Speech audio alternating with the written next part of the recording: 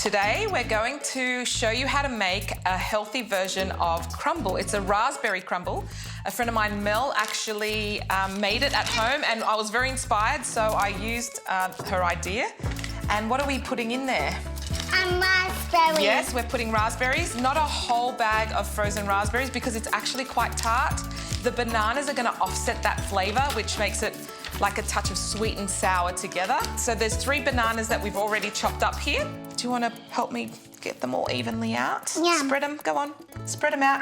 It's so easy. This recipe is one of those recipes where someone calls you and says, hey, I'm coming over, and you're like, what do I give them? If you've got bananas and raspberries in your freezer and you've got these ingredients, it takes no time, maybe 5-10 minutes. I like to drizzle just a touch of maple syrup, just a touch, and just mix it through a little bit like that on top. You don't have to, it's optional. And now to make the crumble, which is the easy part as well. Oh, you can have one, okay? Don't eat it all because we want to have some in there. So I've got pecans, which I've roughly chopped. Pecans, 1 cup of roughly chopped pecans. We got 1 cup of almond flour, so you've got all the goodness in it too. We've got 2/3 of a cup of oats.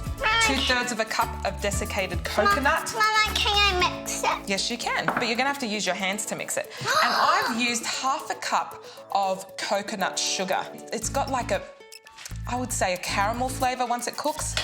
But if you don't want it too sweet, you could just put 1/4 of a cup.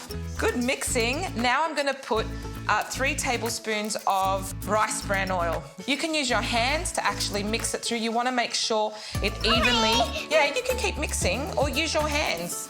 Mama, Yeah? there's not enough room. Okay, there's not enough room. As long as the oil has absorbed it, then you know it's ready to put on top. Okay, let's put the crumble on top. Ready? Then you just flatten it out evenly. That's how easy it is. I'm actually gonna put this in the oven for about 30 minutes, but you've got to keep an eye on it because the top of the crumble can burn really easy. So you have to have the oven on 180. As long as the fruit underneath is starting to boil, you can actually see it bubble, then you know it's ready to take out. Let's put it in the oven. Ready? So the crumble is ready, the banana and raspberry crumble. I left it in the oven a little longer than I should have, so just make sure you keep checking on it. Around 20 to 25 minutes is good. As soon as you see the fruit bubbling underneath, it's ready to go. So can you see the end result? It looks awesome. Now, if you want some more recipes, please visit us on our website on thetabletv.com.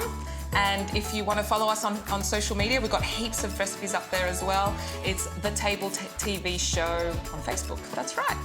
See you again soon.